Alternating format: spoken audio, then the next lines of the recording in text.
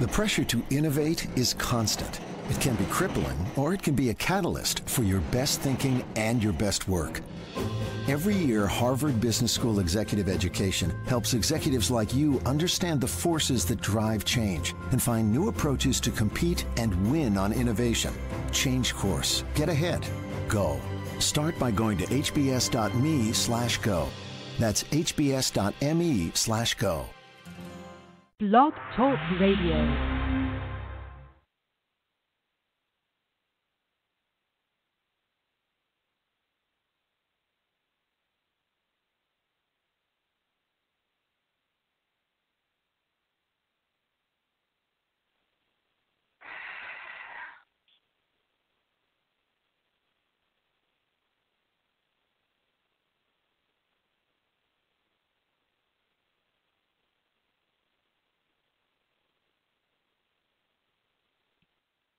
Well, hey, folks. This is a little weird because normally I get a cue, so I really hope that someone is actually listening to me. I am waiting for my beautiful guest to come on air, so very quickly, I have about 800 things that we need to cover in a very short amount of time.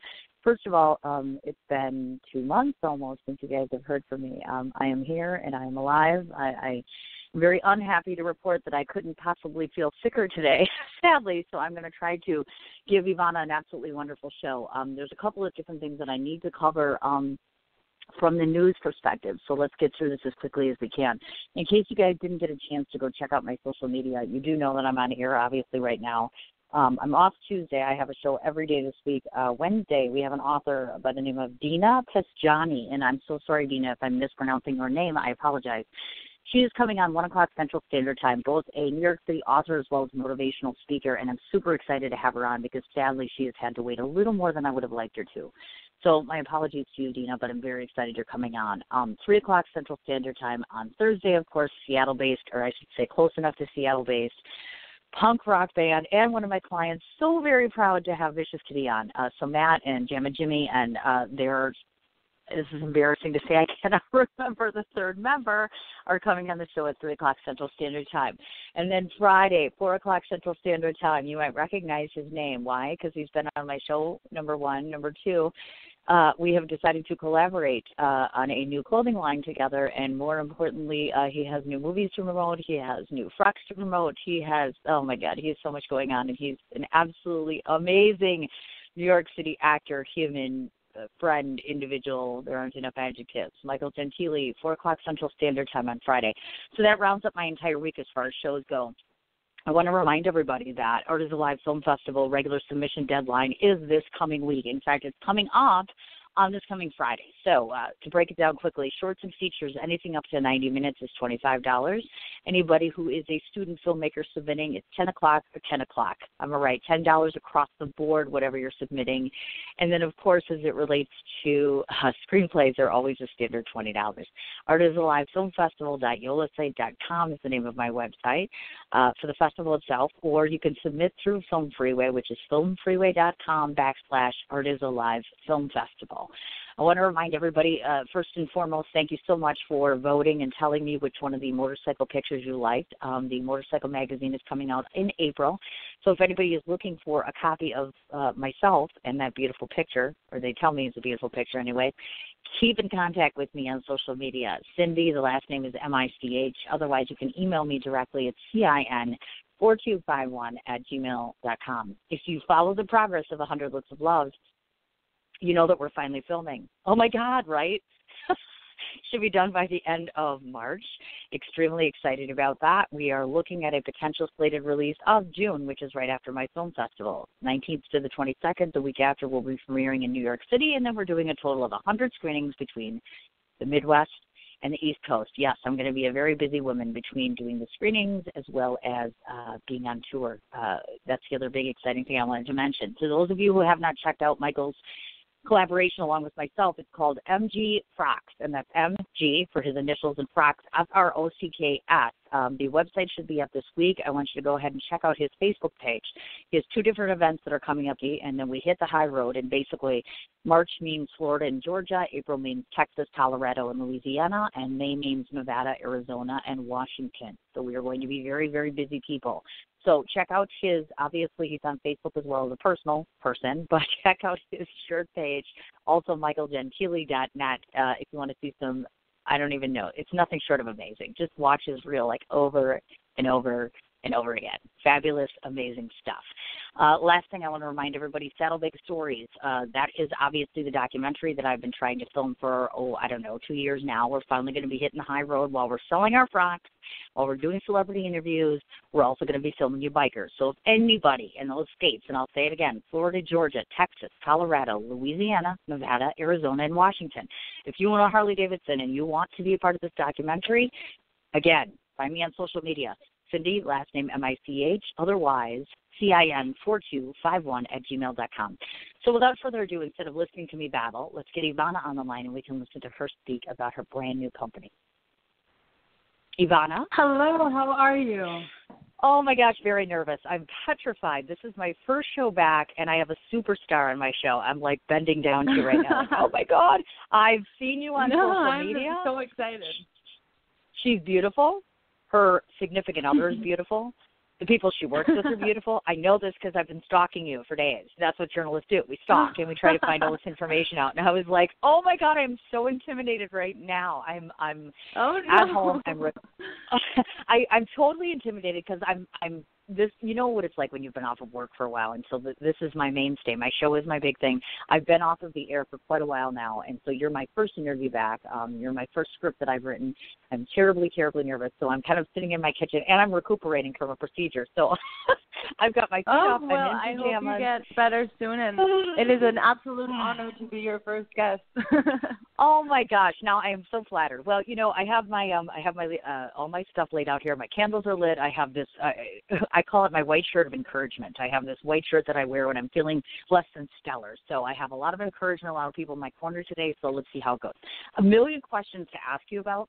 So I'm going to jump around a little bit. I want to talk about the personal side of you first off to start with. So I wake up today and I Google you one more time just to make sure I didn't forget anything. And all of a sudden I find out, hello, this girl's on the cover of Marie Claire LA. Wow. Big honor. Tell us about how that happened and how do I get there. Totally jealous. Yeah, I'm very, very excited about that cover.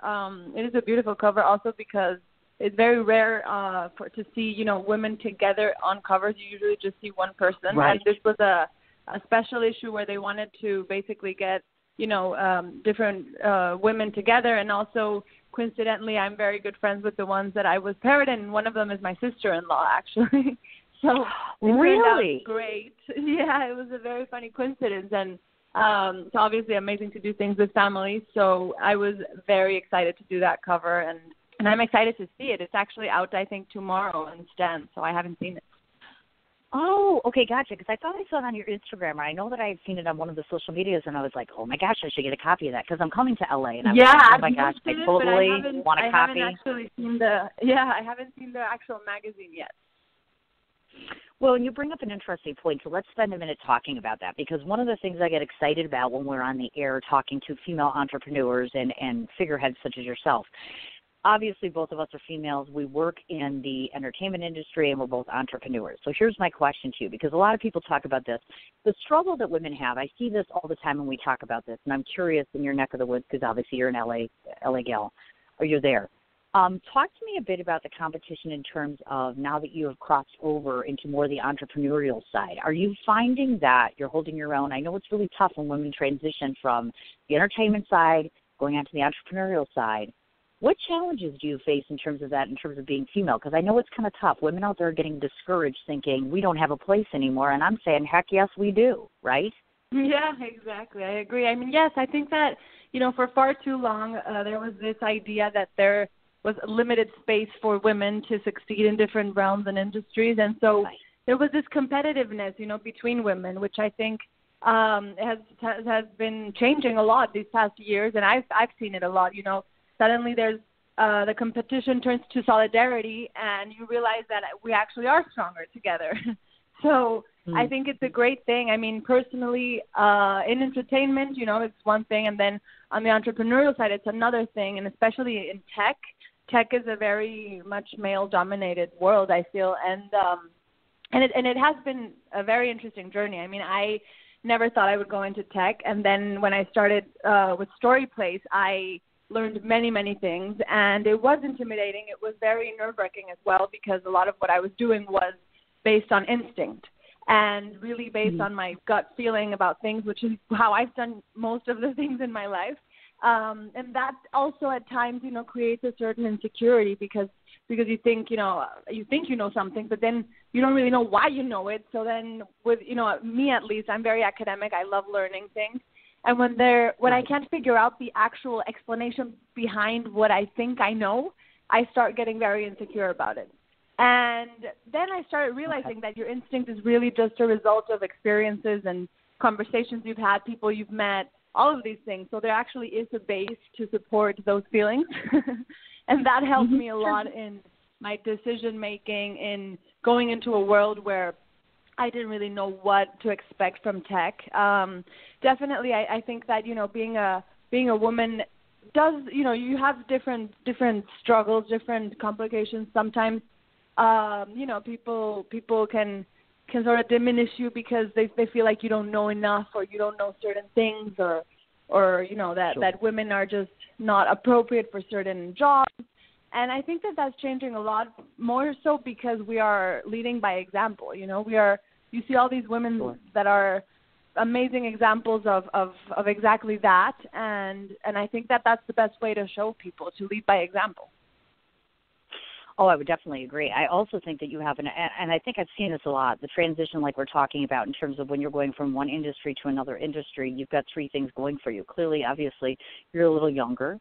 So clearly when you get into something like this, and age is something that's in the plus category for you, that's helpful. Second of all, you have this gift. I was watching your reel, and then I saw some of the actual acting work, which we will get into a little bit as far as that goes. When I'm watching this, especially, and I'm not going to lie to you, I have to say this, when your reel first starts and you have aged, I know you know what I'm talking about, that role that you played, where you're like, you look like you're 80. Oh my! I'm 80, yeah. What I wanted to mention about that is I think it's easier when you transition from being an actor, let's say, for instance, like my business partner is an actor, and he's now transitioning into a clothing world. I think one of the coolest parts about him transitioning into that, and as far as you too, is you already have a connection with a listening audience. People recognize you from other places, so they're willing to be able to take that leap and say, hey, let's encourage him. Let's see how he does. You bring a lot to the table, I think. You have those gifts as being an actor to be able to bring into a boardroom, It definitely works both ways because, there's one point to be said that, sometimes when you see somebody transition into something else, you get a lot of also people saying, oh, well, she's an actress. She doesn't know how to do business or things like that. And so you can also get that side of things, which is interesting. But at the same time, you also have this credibility suddenly because you're an actress. And so it's interesting because you get both sides of it. What I found very, very important for me at least was that, transitioning into, I don't know, I've always thought that having a loud social voice, which means, having a big following, is more than anything and before anything, a big responsibility. And I don't think enough people actually take that into consideration because what you say in every post you put out there, it's heard very loudly. And the impact that you have on especially young generations who really truly believe that, what you say on social media is sort of, the calling. Or like they follow a lot of people and they admire all these people and they really do believe in everything they say. And so it is a humongous responsibility in your hands, and it's not to be taken lightly. And in that regard, I've always thought that, anyone who's an artist in any way, shape, or form need to be artivists. They need to implement activism into what they do because it is a part of their responsibility of having a loud voice. And in that regard, transitioning into starting a business, I have to say it has helped me a lot to be a part of the entertainment industry because I have a lot of friends who have these loud voices, who have, big social followings. And so you have this reach in your hands, which is incredible. It's an incredible opportunity. And you definitely, it's amazing to be able to use that voice for something positive. So I try to implement that in everything I do, and try to motivate people around me to do the same. That is incredible, and especially because, like I said, you're younger. I mean, obviously, you're talking to an old lady here. Just kidding. I'm late 40s. But, when you're still trying to sort things out and get it together, it's like it was so impressive to me when I started reading your background, and I was like, yeah, we definitely should touch on the whole female thing. Not to, obviously burn the flag to say, oh, my God, us females are this, and this.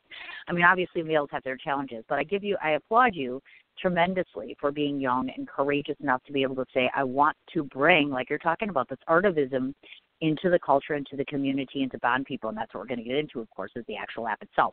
But more ground to cover because we're still talking about the personal part of you.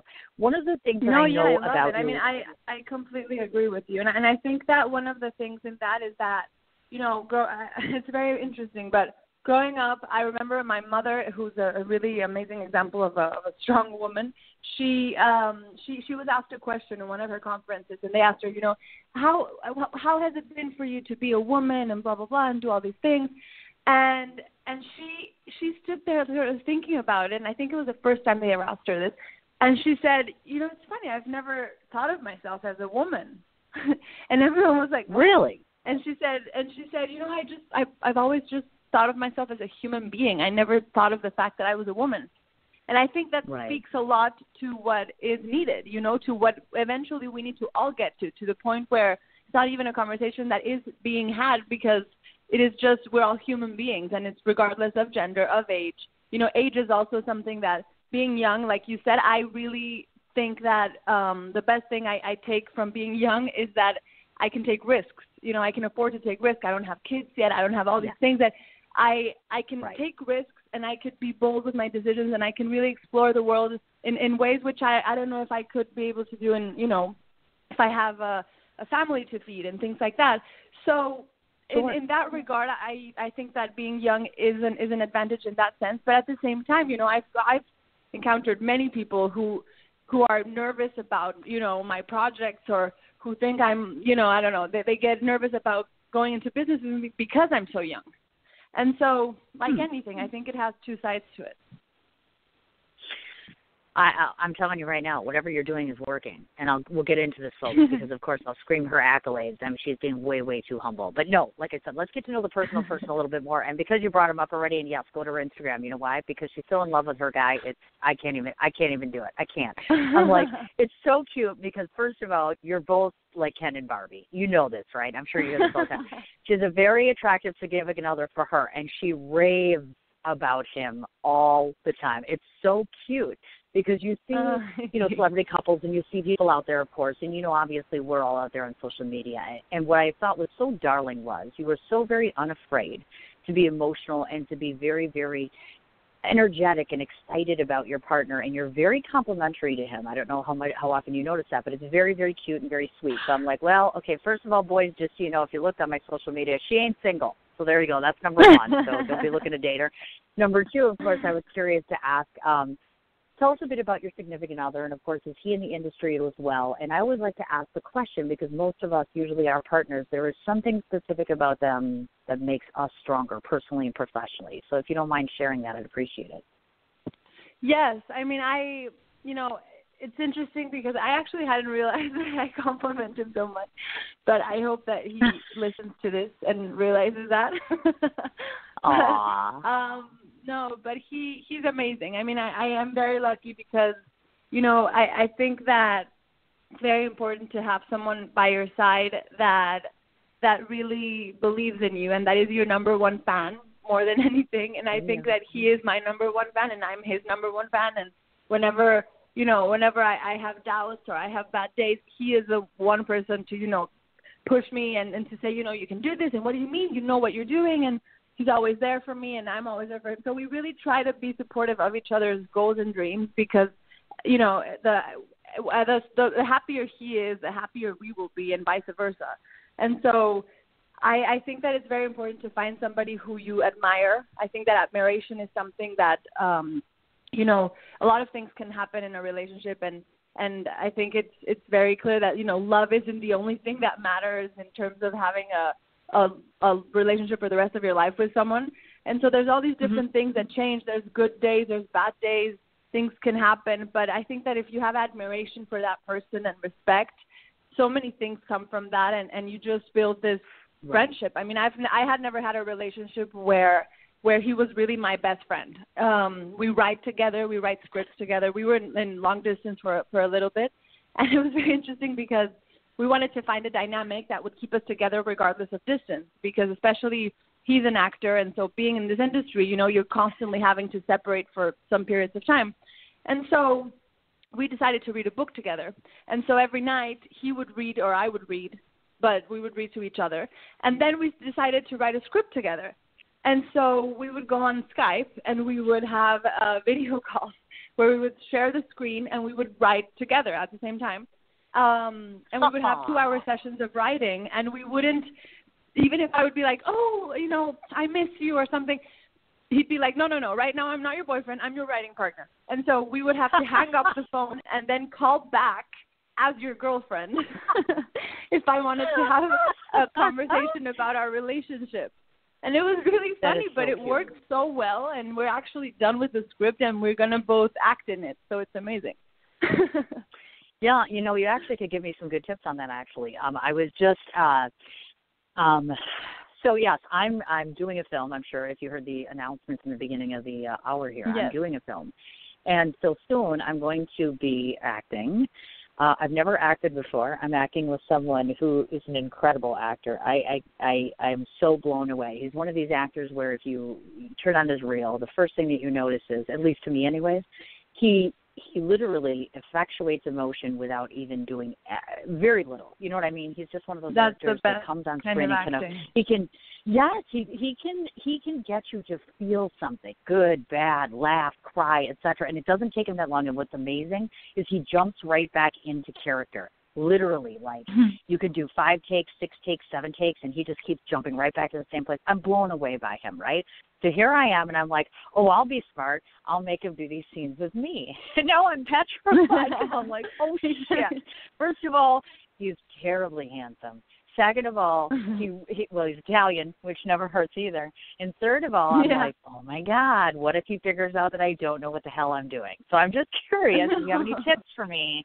And when I'm standing here, the good part is it's silent, so I don't have to speak. That might help. And it's all in black and white.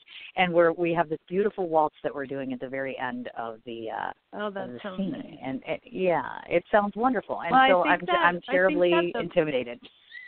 No, don't be. I think that the best thing in terms of acting and the best advice is to listen. You know, I think that the most beautiful things happen when you're actually engaged and listening to someone. And so if you think about it, you know, acting is really just being. It's not even, you know, it is really about humans being. And I think personally I see acting as an opportunity for growth in terms of empathetic growth. I think that's what attracted me to acting in the first place. I always saw acting as, you know, an acting teacher once told me, if you grab a flashlight and you flash it on a wall, that little circle of light that it shows is your perspective on life. And then that entire wall is the millions of different perspectives in the world, right? And with every character you do, it's like you flash another flashlight and you have another piece of light because you have an insight into another perspective and another perspective. And so eventually the goal, at least for me, would be to cover this entire wall with light and have no room for judgment, you know? And so I really think that acting is, you know, it's really being curious about people and curious about what it would be like to be someone else and what would it be like to live in someone else's shoes. And so if you think about it like that, and if you really just listen and engage with him on scene, just listening gives you that natural being, you know? Well, yeah, and I do think that. And I also think it helps folks, and just so you know this, not that I'm any kind of actor, by the way, but I have learned through this process as we started to do this, I think what really helps is if you start to get to know someone on a personal level first, and it starts there, then if you do something on a professional level, it almost seems logical that it's a natural leap. Do you know what I mean? You're just more comfortable because you know more about this person. I trust him 100%. Make no mistake that I know that if I falter, he would pick me up easily. I have no worry with that. But you just have that nervous sort of, oh, my God, and let's get real. Doing a waltz is kind of scary. Yeah. And that's great that you got to know him. It's sometimes it's happened to me that I walk on set the first day. I have no idea who this actor that I'm going to be acting with is, and the first scene of the day of the entire project is a love scene. And I'm like, oh my God, it's so awkward. Yes, I can imagine, and I'm sure, I'm a little nervous about that, too, because I'm guessing. I don't really know what the very end is, but there might be a little lip locking involved there. So, yeah, that makes me a little nervous, too, but you know what? I think I can handle this. That's quite all right. So tell me a bit about, I know that you've attended the Stella Adler Acting School, and so whenever I interview actors, one of the big things that I want to talk about is, tell me a bit about your experience, because a lot of the people that listen into my show are either creatives or actors or want to be actors. So talk a bit about your experience attending Stella Adler, and do you do continuing education? And if someone's listening who's an actor, give them your best piece of advice ever given to you, something you could pass on, please.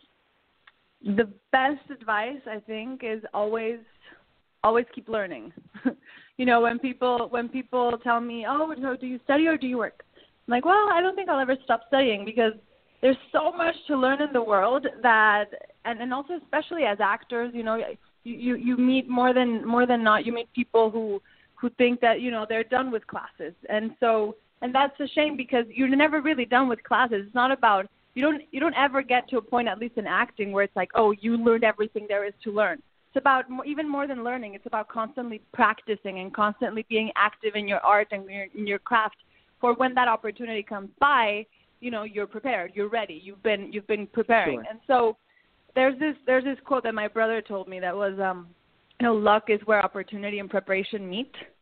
And that helped me a lot, because as I was getting certain opportunities and certain things were happening in my life, positive things, I was getting very insecure, because I kept, giving luck the credit for these things.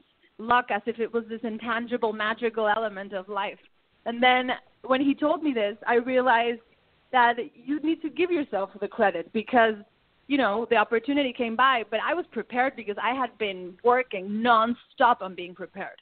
And so once you realize that, luck becomes kind of a beautiful thing, because it's really in your hands and it's not this intangible thing. And so I think that, in terms of learning, I went to Stella Adler, and then I went to a million different schools in LA. I always try to switch schools as well, because I at least for me personally, acting has been something that I've really combined through different learning experiences. It's not one method that I follow. It's I think it's the beauty of acting, that there's really no right or wrong. It just depends on what works for each person.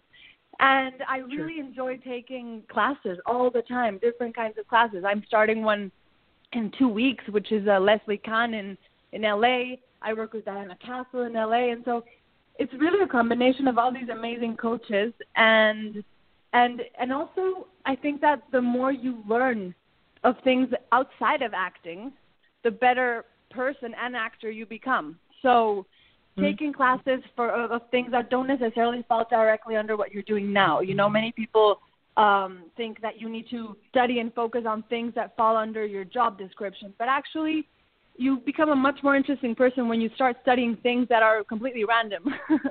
And it's just a matter of a constant search for knowledge.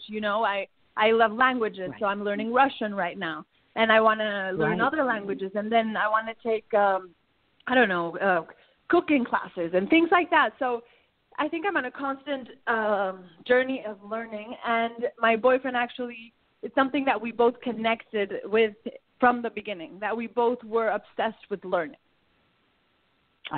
Okay, I got you. I actually have a question relative to that, because I did find out, I knew that you were working on the Russian thing, and I knew that you could speak French, you could speak Spanish and Italian, which, number one, I assume makes you more, does that help you in terms of chances of casting? Does that make a difference? Yeah. If you're that bilingual? It does make a difference. That's it makes what I thought. A huge difference. It's always the first thing that people tell me in casting. Really? Okay, I've got you. Now, I'm curious to ask this question, because I know you were raised in Mexico City. I can clearly hear that you've got a bit of an accent. So I've always wondered about this. Like, I just saw James McAvoy. I watched Glass recently, and it blows my mind that he's obviously very Scottish, but you wouldn't know that by listening to his character. He completely eliminates his accent. So my question to you is, have you been asked to eliminate it? And not only that, how efficient are you at it? I was just intrigued by that, because I'm like, can I do that? That's got to be hard. It's a training. It's a practice, and it's actually a very interesting thing to learn. I definitely had to learn that the moment I arrived here, and I can put on a perfectly California accent, but oh my God, really? Yeah, and it's very interesting because once you start analyzing the English language, especially, you realize so many things that you would never know. And knowing other languages has definitely helped me in terms of accents. Being able to actually tap into different accents. I think the most difficult thing for me is actually putting on a stronger Mexican accent. When they ask me to be more Latina, that's when I have trouble. Oh my goodness, but it's really? a very interesting thing to do. Yeah, but I'm as shocked as you when I see movies, and even especially with singers, you hear you hear Adele speak, and then you hear her sing, and you're like, what? Where did that accent go? So it's something amazing, but it's a lot of work. I mean, I've trained with accent coaches in LA, and they're very. I mean, it's really an amazing thing to learn because you start analyzing every single sound. Every letter has 5 different sounds depending on if you're in New York, if you're in California, if you're in the Midwest, wherever you are. It has a completely different approach. So it's something incredibly interesting. And also, what you said about a lot of creatives listening to your show, I think that personally, I'm a true believer that you need to create your own content, whatever you do. If you're a creative, right. If you're a designer, if you're a painter, if you're an actor, if you're a director, you have to be creating your own content because we have so many opportunities right now. We have everything in our hands. We have all the tools to create. So there's really no excuse to be waiting for somebody to believe in you. I think the best way to have people believe in you is for you to believe in yourself first, and that shows. Mm-hmm. And so we live in a world where the power really has shifted. The barriers of entry have completely changed, and it's really become something where the creative has the power in their hands because, and going back to stories, a good story sells. And if you have the story and you know how to tell it, then you have everything. Actually, I have a sidebar, just a sidebar small inquiry relative to this. One of the things that I know about you is that you were educated in Switzerland, and I haven't had the benefit of that. First of all, it was impressive to me, and that's like number one of 100 things I love about you, because I don't know if you know this, but Charlie Chaplin, the infamous director himself, spent most of the majority of the rest of his life in Switzerland. His family is in there, etc. There's something very unique about out-of-country education and formalized institutions that get you, for lack of a better term, getting you better educated. So here's my question to you. Yeah. What did you take away from studying internationally or abroad, I should say, that you've brought back that you still implement? Are there tricks of the trade that you learned there that help you even today? Because that's a stretch from Mexico City, obviously. You've got Mexico City, you've got Switzerland, and then you were born in San Diego. So you've got a whole lot of cultural stuff going on that I can't imagine can't possibly make you even more culturally creative than you are already. You know what I'm saying? Yeah, the most valuable thing I got is it was really opening my eyes to the rest of the world, to different cultures. Mm-hmm. Sure. In school, my group of friends, they were Italian, they were French, they were Swiss, they were from Spain, they were from Iran, they were from everywhere in the world, and yet you have all these people that have so many different cultures, so many different traditions, different languages, but you become sort of a family because, we grew up together from 15 to 18. It's a huge growth phase in your life.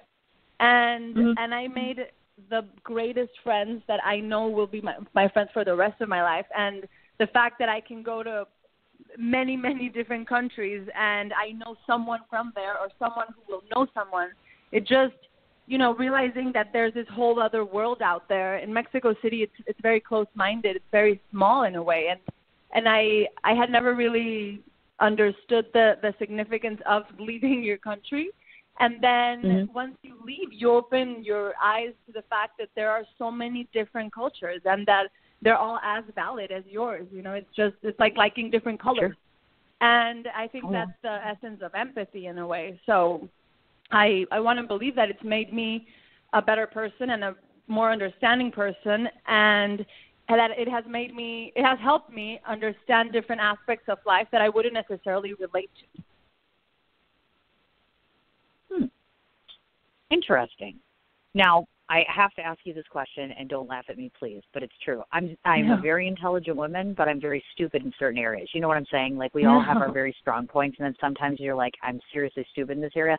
Okay, so I need you to help me with something. I've asked 4 other guests this question. I'm going to ask you this. I know you're going to have the answer, Ivana, so give it to me. So one of the things that this is one of my bucket list items is at the end of this year for 2019, and I'm working very, very hard. I'm going on a tour this year, and at the end of the year, to take a little time off, and I want to go to Italy. That's the number one thing on my bucket list. It's been up there for a long time. I'm like, I'm ready. I'm set to go. But here's the thing, okay? So I don't know how to speak Italian. I've been, doing the Google Translate thing because, of course, there's someone that I'm interested in. So I was trying to impress him like, oh, does Google Translate, right? It'll look like I can speak Italian. Yeah, that wears thin after a while. So I'm like, okay, I really have to step up my game a bit. Any suggestion on an easy, quick way to learn Italian? Because I get it. I could buy a book or, like, they have cliff notes or whatever. But is there such a way to get proficient, like, in terms of when you're learning a language and you want to do this efficiently or proficiently? How do you do that? My answer, you're going to laugh at my answer, but yes. I'm going to tell you how I learned Italian. Oh boy! So I actually, when I got to Switzerland, I started dating an Italian boy, and he spoke no English or Spanish, like nothing except Italian, and I obviously didn't speak Italian, and you have to learn. The best way to learn a language is when you absolutely have to learn it. I think that, practicing it, obviously with Spanish it was very easy because, well, not very easy, but easier because there's a lot of similarities. And then I ended up actually going to where he lived, which was in the outsides of Naples, in the middle of nowhere. And they didn't even speak Italian. They spoke Napolitan, which is a dialect slang of Italian. It was crazy. And I spent a long time there, and I had to communicate somehow. So I ended up learning. Sure. And then I became very good at it. But in a more realistic way. So my first suggestion is dating someone. But my second, I think Pimplr is an audiobook. Well, yeah. There's an audiobook that is great. Yeah. I think it's going to be the audiobook thing, just because he's expressed to me that he can speak some, but I get the sense that it's very little. So I was like, oh, this will just be really impressive. But honestly, whenever you go to another culture, clearly you want to acclimate yourself to that. You want to be able to communicate, proficiently and things like that. So I thought, well, we'll just throw it out there real quickly. Now, I don't want to forget to mention this because on the nonprofit side of things, I know that you're part of a business called the Visionary Women Leadership Circle. So since we have you on the line, can you talk a little bit about how you got involved with those folks and tell your listening audience a bit about this in case they're looking for new members or people to join this, because it sounds fascinating to me. Yeah. I mean, I'm a part of a lot of organizations. Visionary Women is one that is in LA. It's a nonprofit that basically, it helps different organizations, different projects of female-led projects, and also it's an amazing group of women that I admire deeply, and it really creates a sense of community. They bring a lot of speakers, they organize a lot of events, always to promote constant learning and leadership within women. I became close to them because of one woman, Angela Nazarian, who lives in Los Angeles, and she became really a mentor to me. I met her through my mother, and she really took me under when I arrived in LA. She made me feel like a part of her family, and she introduced me to many people. She taught me a lot of things, and she still is somebody I admire deeply, and that I constantly seek her advice. And she invited me to be a part of Visionary Women. She's one of the founders. Nice. And there's a lot of great groups and organizations. I mean, I think it really depends on what kind of social work you're interested in. But I think it's so important to give back, and like I said, to lead by example. I grew up with a mom who always gave back, and I've become very, very active in that sense. I also became a vice president of the San Fernando Valley Children's Refugee Center, and it's a refugee center for unaccompanied minors who seek their who seek their countries, who fled their countries because of violence and crimes and other things and seek political asylum in the U.S. And you see all these children, 5 years old, 6 years old, that arrive alone at the border seeking political asylum, and it's crazy. I've recently gotten very involved with the Latin community in the U.S. I've tried to be, a spokesperson for all these things that need to be heard, and for voices that have stories that need to be heard as well. I'm always very interested in exploring different organizations, and I think there's some great ones in LA and all over the world, and they're always looking for volunteers. Sure. So, yeah. Oh, good deal. Okay, gotcha. Absolutely. Now, I want you to lay out for us, because I know that I interview actors a lot, and one of the things that I think the public perception is about actors is that it's a really super exciting life, which I'm guessing you lead. But some actors come on and they're like, let me tell you what it's really like. You get up, you beg for auditions, you wait for the agent to call, you run here, you hurry up and wait, etc. So if we shadowed you, Ivana, for a day, what would we see your typical day look like? I'm just curious. Let's give our listening audience a perspective of what your real day job looks like. Well, in terms of acting, definitely it is not something very exciting most of the time. It's amazing to be on set, but everything other than that it requires an incredible amount of discipline, because it is a very unstable career. It's unstable economically, it's unstable physically, it's unstable emotionally. So it's really difficult. The life of an actor is not something to be thought of as something necessarily glamorous all the time.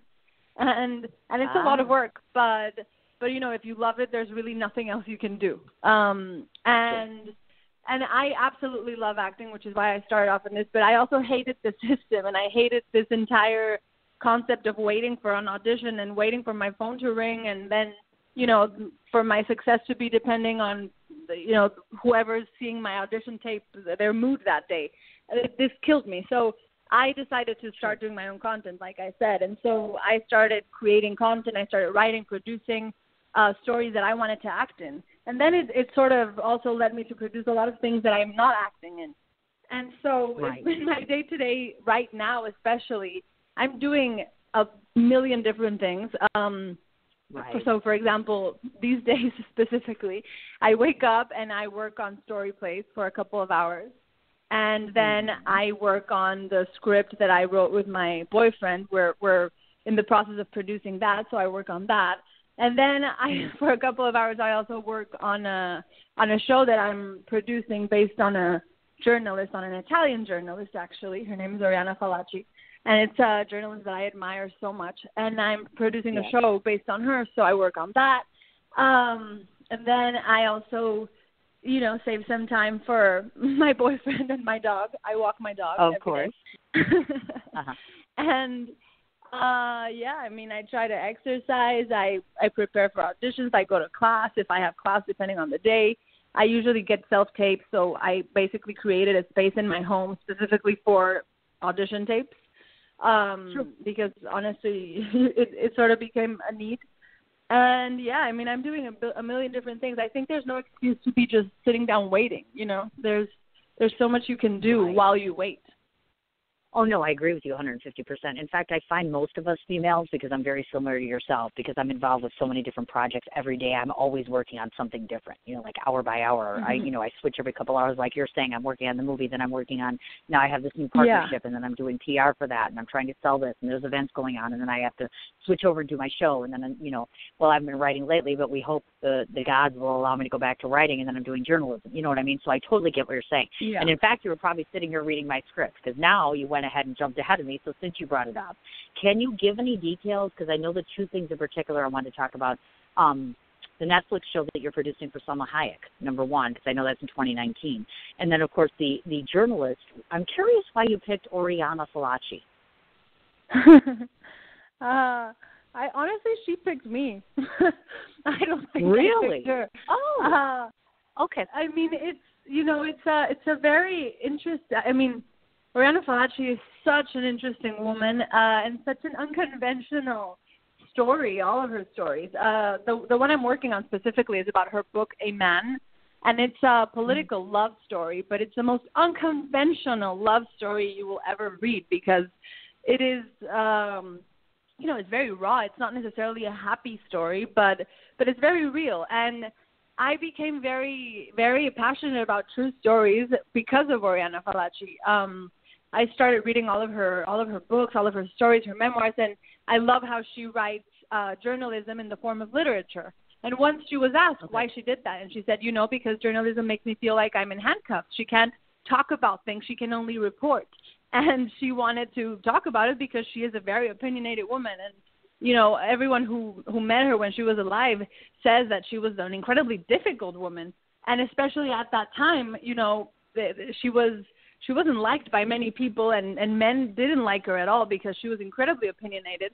But she's exactly the kind of woman that today would be amazing to have, Wow. And so I became very passionate about her life, about her stories, about this book, A Man. And I'm working on it with Giselle Fernandez, she's the one who introduced me to Oriana, actually, to who Oriana was and everything she did. And it's been years that I've been very passionate about her stories and about all of her adventures. She has so many things to say, and like I said, I think she's the kind of person that we need to, whose story we need to tell today more than ever. It talks about, about politics, about abuse of power, about a sense of community, about love, about journalism, freedom of speech. I mean, everything that today is something that needs to be talked about. So that's why I chose to focus on that story specifically. But really, it sort of marked the beginning of my love for true stories. And so right now I'm really on a mission to find true stories and create content based on that. I think it's where social responsibility meets filmmaking or content creation. It's where you find stories that need to be told today. And that is the responsibility of content creators. No, I agree with you 150%, as a matter of fact, and I think that's revitalizing. In fact, I've been a journalist for a long time, and someone had said to me, oh, my gosh, she's got an opinion on everything. I'm like, well, that really is kind of the true basis of, active journalism. We always have something to say, and when we're passionate, as you know, you're very passionate about getting your points of views out there. We live in a world in 2019 where, sadly, some of the journalism, the real true journalists, are being stifled to some degree. So, again, I applaud you for picking someone such as this. That's amazing. And, by the way, if anybody's listening, hello, I'm a journalist. You all want to do a story on me, feel free to do a little film on Cindy, maybe. Kind of sort of just throwing that out there like anybody cares about me. I don't think so. But that's fascinating, and it's fabulous. Now, you're the first actor I've ever had who's ever been a series regular on Univision. So talk about the Univision network. I don't think they get enough hoopla, honestly. I have watched certain things on Univision before, and I just don't feel like people are applauding them enough. So talk to us a bit about the Univision world. Well, the U.S. Hispanic market, which is what Univision really covers, it is the biggest market in the U.S. For commerce, for viewership, for anything. And so, you're getting content where people, there's 4 million, 5 million people watching every single night. And so it is something incredible that I definitely wasn't very familiar with. And it was beautiful. The people, the U.S. Hispanic market fan base is very loyal. They're very active. They're very involved. It's a very different experience than doing U.S. networks and U.S. shows, and it's almost a different industry, really. And the way you do these projects, imagine it's 80 episode shows, 80 1-hour episode shows, and it's every single night, and you do them in 5 months, which is the same time that they spend on a 10 episode Netflix show, So what that means, if you really think about it, is that it is hours and hours and pages and pages and pages and pages of scenes every single day for the actor. It is a very difficult thing to do, and especially because they started doing these hybrids, which is one of the shows I did with, before it used to be telenovelas. In a telenovela, you do them on a set, like in a forum. It's a very contained space. It's a very contained production because it is so much content. But now they want to do these teleseries, which is still 80 episodes, still 1-hour episodes, 1-hour long episodes, but in locations and filmed like a TV show. And so what happens here is that it becomes incredibly difficult and demanding for everyone involved, for the crew, for the actors, the director, because it is a lot of work, and it is the same amount of time that you have. And budgets are not necessarily, as high as the U.S. budget. So it's very difficult, and I think that it's going to change. I honestly don't see how it wouldn't change. I think it's definitely moving into a direction where production value of these shows is going up, which is amazing, because that means that they're trusting the audience more, they're trusting the stories more, they're not afraid to try new things, and I think that also the audience is responding positively to that because they were tired of the same content. And so the fact that they're trying new things and that they're taking risks speaks very well of the market, of the U.S. Hispanic market. And like I said, I don't think they get enough credit. I don't think they get enough credit at all. No, that's why I brought it up. I'm like, let's do a little Team Univision, right? It's kind of sad that unfortunately, you've got a lot of great content, and I think that's part of the problem here. As you talked about, you brought up this whole content creation thing. I've got tons of content, and I'm finally so excited because I'm going to launch my own independent network so I can get it out to China, get it out to those places that don't get it. People don't realize that there's tons of content if you're not so afraid to go looking for it in other channels, etc. I think Univision's a classic example of that. And look at this, because this lady has been on Univision again. Classy. I like you. You're good. How are we doing so far? Okay. Let's talk about, obviously, we want to get to the obvious here, which is, of course, you are the creator of StoryPlace app. And there's going to be a bunch of questions relative to this. So, folks, in case you didn't know this, Ivana is the creator. It's called StoryPlace app. One of the things I feel really cool about is, number one, you just launched it in December. She did the launch in L.A. to an exact, I believe it, Monk's Face, L.A. is the place she did it. Here's what I thought was super cool. Who picked the purple carpet? You or the publicist, or how did that come about? How cool is that? I want a purple carpet. How awesome. That is awesome. Yeah, well, the app is all purple, so we figured it had to be a purple carpet. That's absolutely right. I forgot about that until just now, but that makes perfect sense. Yeah, because I'm like, I thought about doing that for my film festival. Like, what if I just did like a gray carpet or like a green carpet just to be obnoxious or different or, just to stand out? Because I'm like, how clever is that from a marketing standpoint? You picked a color that matched not only the product, but how many times do you see a purple carpet? So I'm like, oh, my gosh. And folks, you should go back and just Google her launch party. She's so fab on the carpet. Okay, first of all, I want all your dresses. I want your figure. Okay, she's thin. She's beautiful. And she dresses to die for. And her carpet was absolutely amazing. So kudos on putting together a lovely an event. So before we start talking about the particulars of it, tell me a bit about how you aligned with your co-founder, because obviously Molly Campos is part of this as well, and we don't want to neglect to speak about her. So tell me how you ended up partnering up with her, and then tell me a bit about how the launch went, of course. Well, I started StoryPlace. I started sort of brainstorming StoryPlace and really creating it about 2 years ago. And then Molly's been a friend of mine forever, and I brought her on board StoryPlace about a year ago. She's very good with branding. She's very good with all these, with basically launching something. And she came on board. She was very passionate about StoryPlace, and I could see that. And she had the perfect skill set. And at first, we didn't know how to partner up because we were friends also. But we found an incredible partnership. We both complement each other so much. And she was amazing. She helped in so many ways for the launch, for everything. She really made it happen. And I'm really happy to have her as part of the StoryPlace team. At this point, Molly, because she has other things also. She's a TV host. She's an amazing TV host. And she's remaining on StoryPlace as a brand advisor, as all of these things, because she is very passionate about StoryPlace. So it really was the beginning of something beautiful. And the launch party itself was a lot of work. And it really was only Molly and me and Kristen, who was a part of the team back then. And now we have another girl, Lexi. Her name is Lexi Bradley, and she's the operations manager now of StoryPlace. And so we're an all-female team, which is amazing. It was not very planned, but it happened, and it's great. And StoryPlace has been an incredible adventure. It's something that I never thought I would be doing, and yet I can't see myself doing anything else.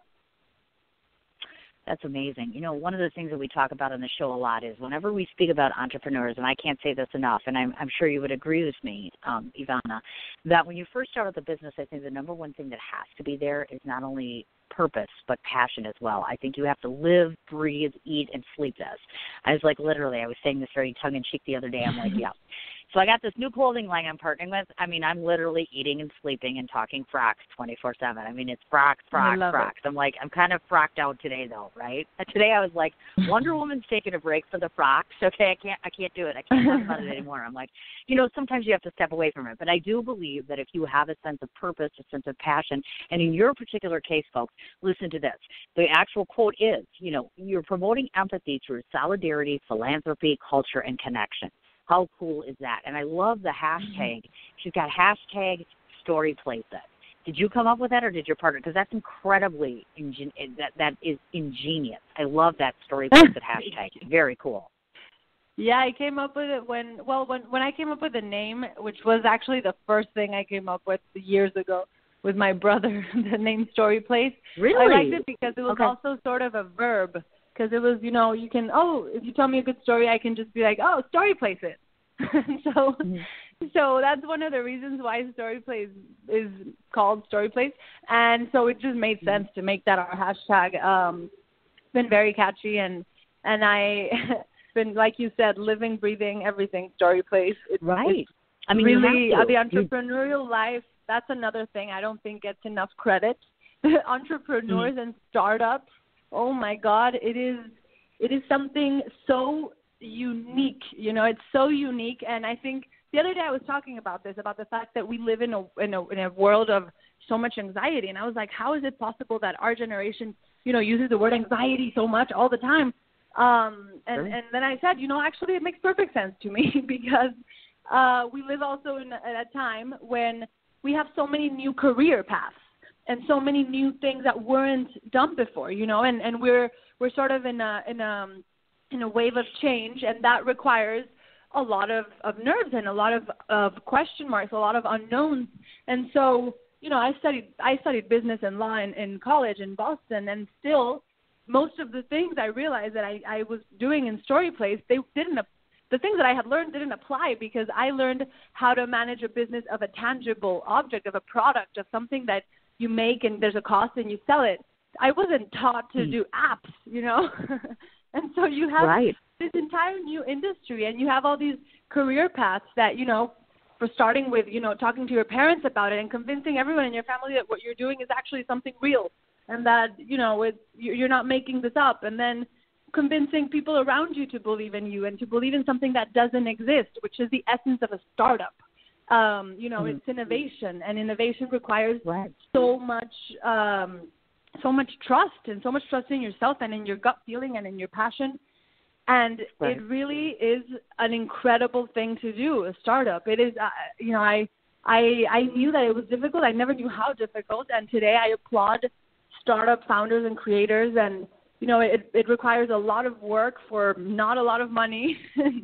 And it requires to find people around you that really believe in your passion as well, as strong as you do, because everyone knows that, you know, going and working at a startup means probably cutting your salary in more than half. But the outcome is so beautiful. I know, right? It's a weird thing. I don't think people realize this. It's a weird sensation because, like, you're spending hours and hours, and you ain't making a dime. Like, there's nothing coming in the door right now. You're like, I'm working on it. Every day I'm like, yeah, that shirt's going to sell. There's going to be money eventually. It's going to happen. Like 6 months from now, joking. But no, you know what I'm saying. You know exactly what I'm talking about. So that's where that passion and drive comes in. And, folks, we don't want to take away from anybody. And I agree with you. I 150% support startups. I mean, that's why I have them come on my show. That's why I promote them so much, because everybody starts somewhere all the time. And you really do need to have people that believe in you, obviously, for it to work. One of the most fascinating parts about your app is you actually you're quoted as saying it's an egoless social sharing app. Talk to me a bit about the egoless part of things, because literally, let's get real. We go on Instagram, it's all about the selfie factor, right? We've all got to be taking pictures of ourselves all the time. Exactly. I mean, honestly, I'm tired of looking at myself. I mean, I ain't the greatest thing in the world, but I'm like, do we have to take 8 more pictures of me? Yeah, I guess we do, because it's called social media and we got to be out there, you know, that sort of good stuff. So tell me a bit about why you wanted to enter the egoless part into this. Why is that so crucial to this particular part of your product? Well, that's really the essence of why story plays became an idea for me. It was, social media is at an all-time high, and we see it. I mean, I use it. I use it for work so much. I use it all the time. And so social media is at an all-time high, yet empathy all around is at an all-time deficit. And so I started thinking about this, and I said, why is it? These two things should or could go hand in hand if it was done. What happened? What went wrong along the way? You watch The Social Network or anything. It was all about, the essence of all social media was to connect people, to actually connect, and not only connect, meaning to have the conversation, but to actually create connection, which could translate to empathy very easily, but clearly not as easily because somewhere along the line of social media, the ego got involved and it became incredibly egocentric, and it became a thing about competition, and it started creating this false reality for a lot of people, and it started causing things like mental health illnesses and competitiveness and instead of solidarity or empathy. And so I started thinking about this a lot, and I started, trying to figure out the way to maintain those elements of social media that make it such a powerful tool, so much potential for positive impact, and yet strip it away of the things that are purely there to feed the ego. And that's really how StoryPlace came about, and that's how the current design came about. We decided to start very, very, very bare, so basically take all the things out and little by little start implementing elements that will promote more and more connectivity and connection every time with the updates. But we need to be very careful not to fall into that egocentric content making, because we have so much content out there, yet we have very little about what makes us human, and very little. And then there's this thing that happened that, oh my God, it just killed me. That I was talking to my nephews, and they're very young, they're 15, 16, and I was telling them about StoryPlace, and I was trying to talk to them about what StoryPlace was. And I said, you share stories, and I didn't even realize that this whole time I was talking, they were thinking that it was about sharing things that would disappear in 24 hours. And then I realized, I was like, oh my God, the word story has lost its definition with young generations, because a story is now something that you post on Instagram that disappears in 24 hours or on Snapchat. And so they didn't even understand the essence of a story. And so I had to go 10 steps back in my explanation of StoryPlace and start by defining what a story was, which was something I didn't even realize I would have to do ever. And so this just sort of proved my point exactly about the fact that we need to educate people on the importance of story sharing, on the importance of, listening to people's stories, about separating listening from agreeing, because I think that's the equation that will initiate an empathy movement, and to realize that everyone has a story to tell, and that, it's not all pretty and perfect, and that's fine, and that's actually what makes us human, and to actually connect through stories. And so that's the essence of StoryPlace and how it came about, and it's been an amazing journey learning how people are using it and how to implement these new updates every time. For example, right now you can't, you can like a story, but you can't see who liked your story. You can't see, you can follow someone, but you can't see who follows you and things like that. And so it's going to change. It's going to, there's going to be a lot of updates coming out, because it's really about learning the best way to approach it. But it's going great. People are responding really well to it. And I think that, it's not even about, cancel all of your social media and go on StoryPlace.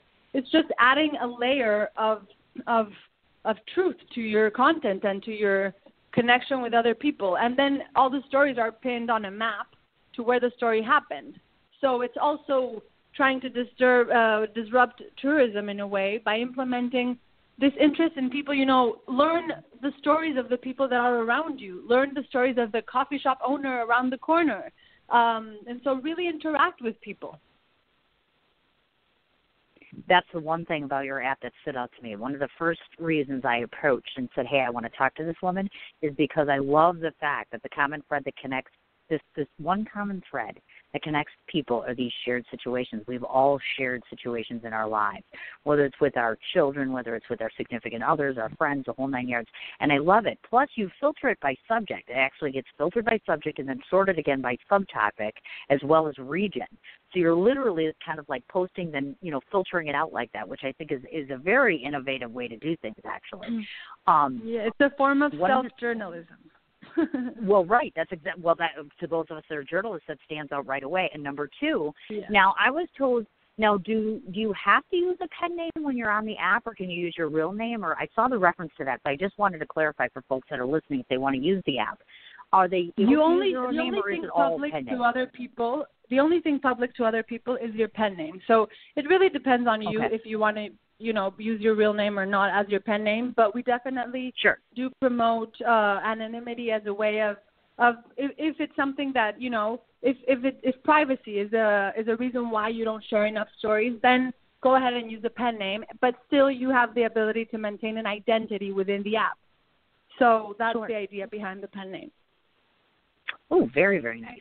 And, of course, we have to ask the obvious, which is, of course, clearly you are the founder. So I'm wondering, in the 5 minutes that you have to breathe, when are you actually posting on Storyplace yourself? I'm posting all the time. I mean, I'm reading stories every single day, obviously, and I post a lot of stories. There's an account that is basically the Storyplace account, which is called Story Voice. And there I post a lot of stories that are not mine, they're just stories of other people, because one of the things that I wanted to promote with Storyplace is not only sharing your stories, but share other people's stories, shed light on other people's stories. Let's highlight other people as well. It's not just about us. And that's something actually that I'm planning on doing on social media, a Storyplace challenge very soon, where it's about highlighting someone else and not you. And so we'll see how that works on social media. Oh, I can imagine. So, well, not only that, of course, what is the response then? Like when people come to you and they say, okay, I want to submit a story, I want to put something on Storyplace, just so that people understand how the process works. So, for instance, like folks, let's say you go to iTunes, of course, and you go ahead and you download this app. Now, walk us through the process, or I should say your listening audience. Tell them what happens after that point. Once they've downloaded it, what is the process to get their story out there so that they understand how this works?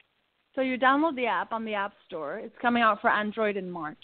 And you basically create your account. You can use your phone number or your email to verify that you're actually a human being.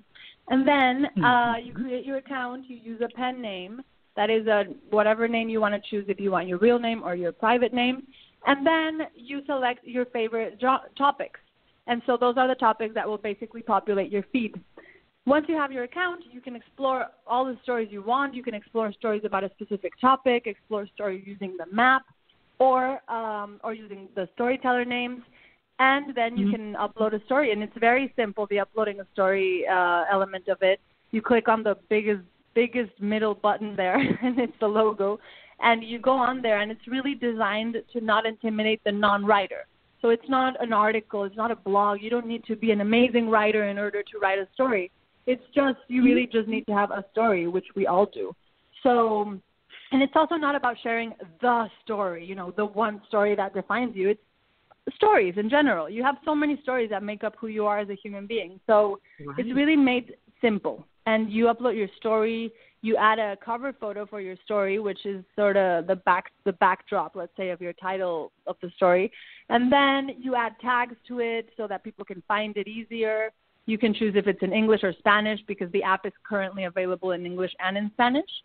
And you can add it to some featured. Every week we have featured topics that we push out. So, for example, today we have World Cancer Day, so we have stories about dealing with cancer, and there's a lot of those stories. Yesterday we had Super Bowl stories. So every week, really, we're constantly changing the featured topics to highlight different stories. Very nice. I love that. And the fact, I should clarify this. Is this open to a set age range? I only say that because I could see where teenagers, let's say 14, 15 and on, would be interested to share their stories because they're at a critical age. You know what I mean? They're doing that transition between teen to adulthood, little by little. Is this an option for someone like them, or is this really just more adult-based? I was just curious about that. It is. It definitely, it's open to anyone who wants to use it. However, there's strong content out there. So I think that really depends on the parent. But the app is available for 12 and up.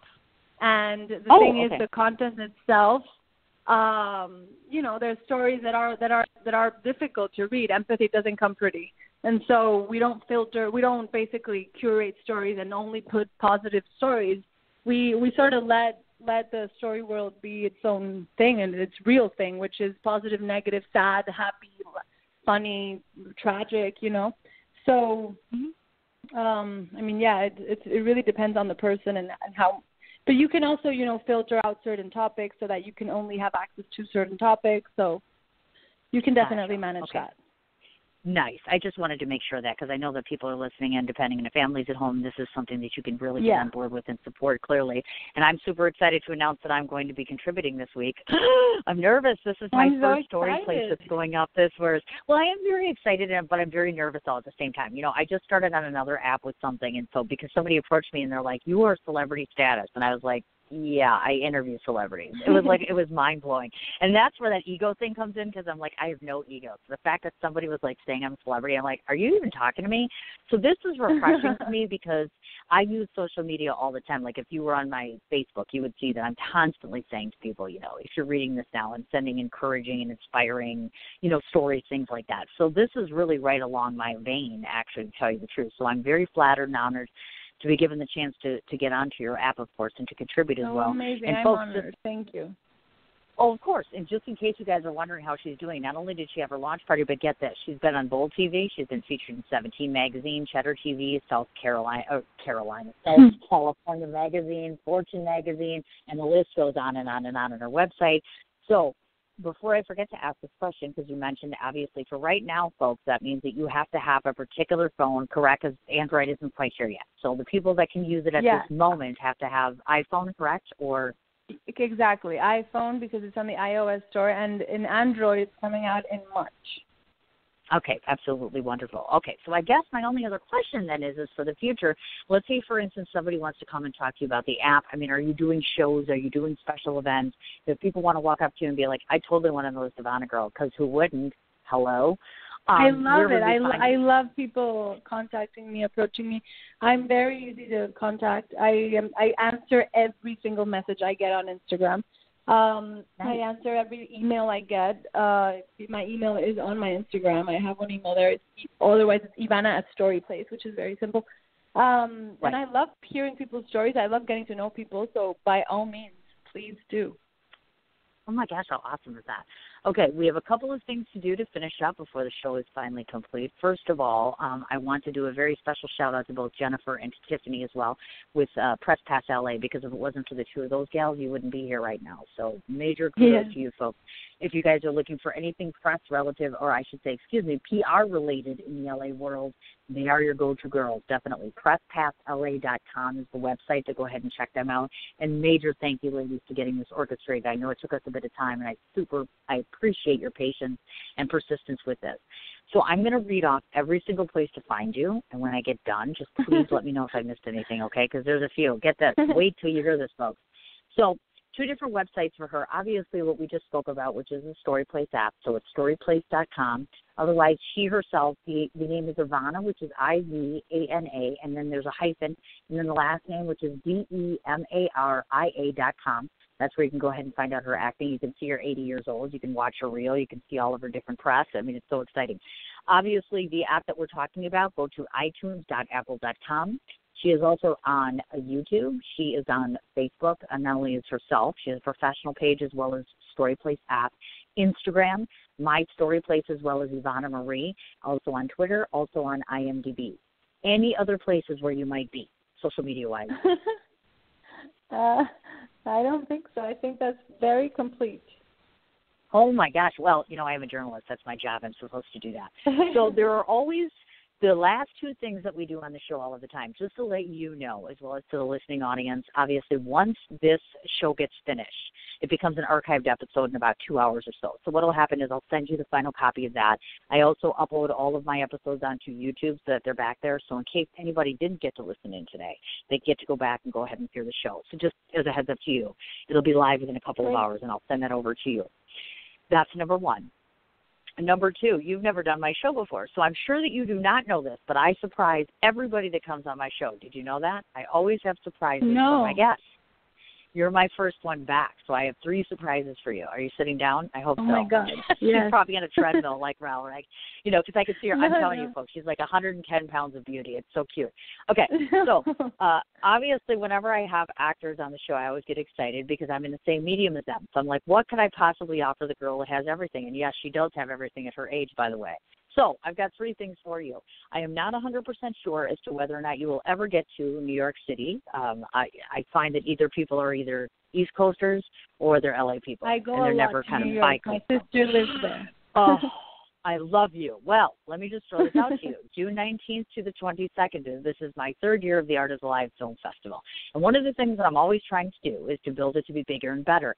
This is, not only do we have a distribution company that's going to be here this year, but we are going to take a half an afternoon and we're going to have vendors of all different kinds. And I couldn't possibly think of a better thing to tout besides an actress who has an application that came out. So not only are you invited to the festival, you're invited to bring your app, and more importantly, if you want to participate in a panel because you are an actor, feel free to hit me up for that. So that's number 1. I would love that. I would absolutely love that. Number 2, you're going to like this one. It's June 19th to the 22nd, and I will reach out to you after the fact, like after the show, but I'm just throwing that out there. Number 2 I love that. question. Do you have T-shirts with that hashtag story place it yet? I don't, actually. Well, you're about to, because Oh, really? as you might have heard, I am launching this clothing line with my very dear partner, and as we had to hit up a printer already, and I knew that I was going to be talking to you, I said to myself, well, what better way to promote it? So this is twofold. Yes, I did print this T-shirt out so that you could have a copy of it. The other thing was I was hoping I could ask you if maybe I could have a couple of my cast wear a couple of those shirts, and though when we do the movie, they would be wearing Story Place app shirts in the movie. That would be the absolute best. Thank you. Oh, my God, that is amazing. Oh, no, thank it's you, not. Thank you, It's thank just, you. That Really makes me so happy. Now, there's number 3. There is another one. Wow. This one is just sort of I'm throwing this out there just because, of course, I have to, and because my partner will absolutely love this. So if by some chance you happen to get to, and let me take a look at my schedule, are you going to be in LA at the end of February? Yes. Here's what I was thinking. Let's all get together in a room. I'll bring my partner with me because Michael's going to be coming with me. He's the founder of the shirt, the shirt line that we were talking about. And I thought about, let's go to a red carpet event and let's do a shirt swap. I'll give you his shirt. He'll take your shirt, and we'll all wear these shirts on the red carpet. So I'm kind of like a reciprocal sort of let's hang on the red carpet and do a lot of selfless promotion. Now, you don't have to do that. But I was like, let's just throw that out there. I love this shirt swap idea. Of course I want to. Michael's going to kill me that I just did this. And he has to listen to this part of the show yet. So, what incredible I do surprises. PR. I love it. Yes. Well, and you know what? It makes you excited to come on the show. So there's all that, and I'll be in touch with you about that, and I really appreciate you. I just thought it would be a nice surprise, and I was already having like 500 shirts printed out, and I'm like, that's a story right there. That in and of itself. Oh, it is the best surprise. Thank you. Oh, of course. And the last thing that we do on my show before I forget, and I'll let you go because I've kept you, but I hope that you've enjoyed your time here. The last thing that we always do on the show is I get to tell you what I think of you. And the reason that I do that is because I script all of my shows. This is the only part of my show that's not scripted. So that means it's not written down. Okay. I'm not reading this. So this is just from me to you. So these are my impressions of the lovely Ivana, my very first guest back after 2 months and being a hiatus of not being able to write either. So it's been kind of scary. So these were my impressions. One of the things that I liked most about Ivana was her humility. One of the things that attracts me most to having guests on my show are those people that seem to be creatively and culturally diverse intelligent, inspiring, and innovative and young.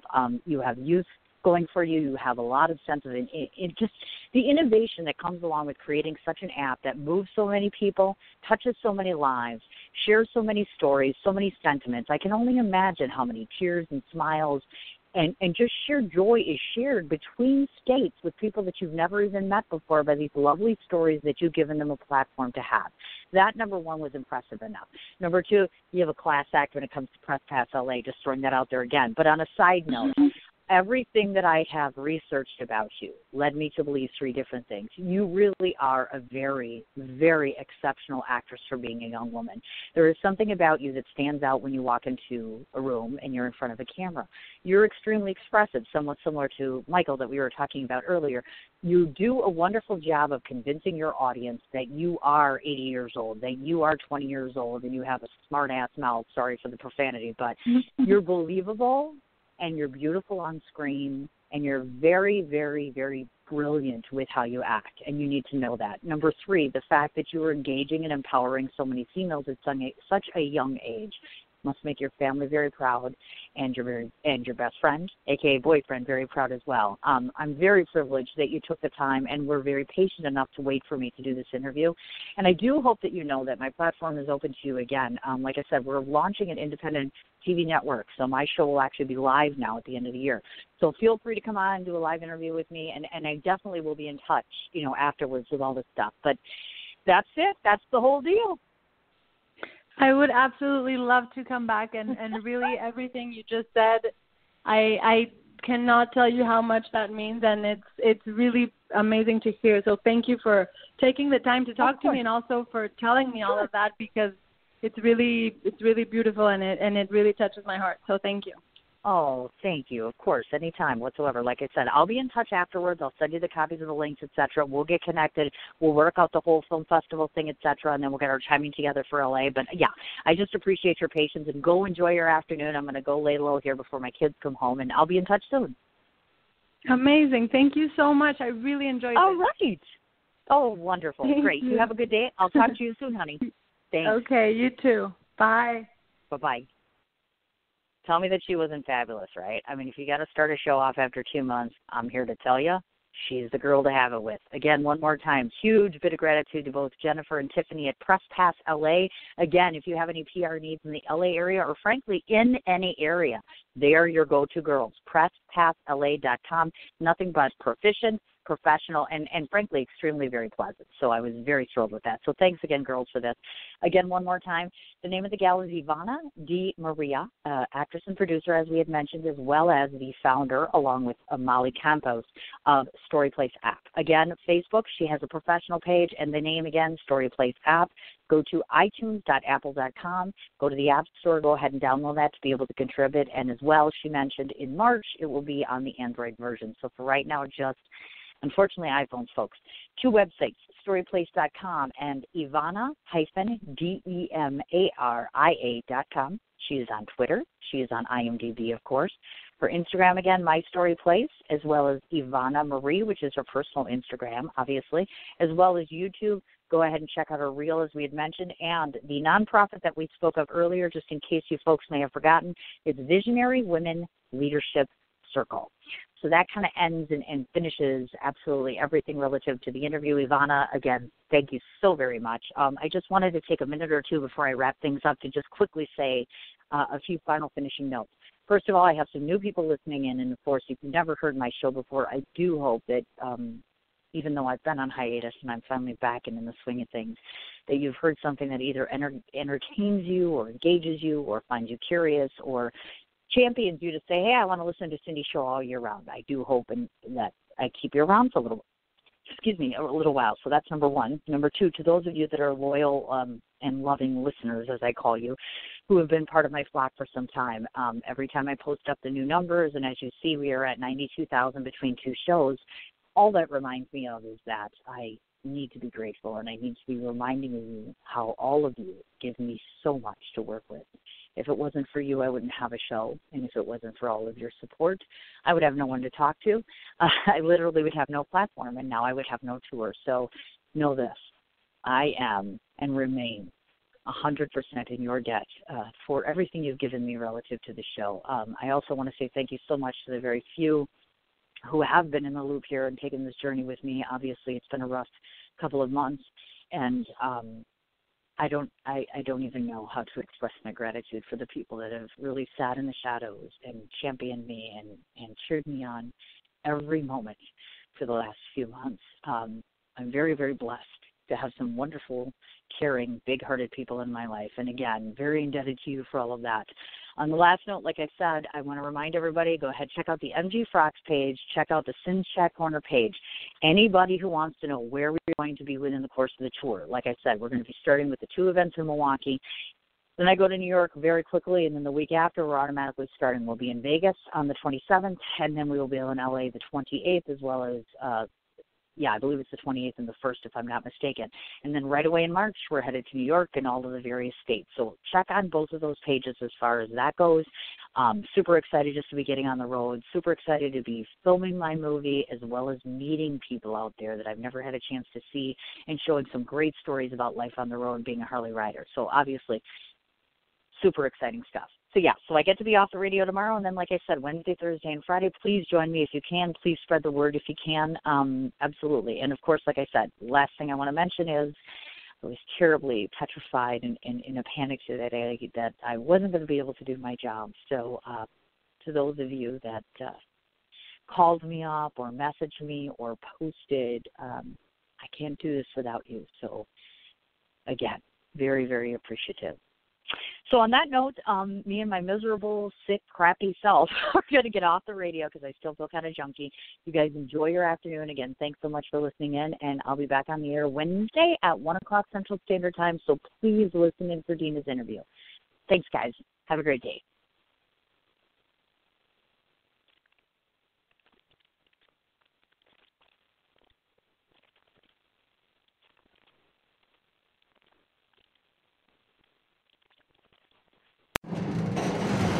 The pressure to innovate is constant. It can be crippling, or it can be a catalyst for your best thinking and your best work. Every year, Harvard Business School Executive Education helps executives like you understand the forces that drive change and find new approaches to compete and win on innovation. Change course. Get ahead. Go. Start by going to hbs.me/go. That's hbs.me/go.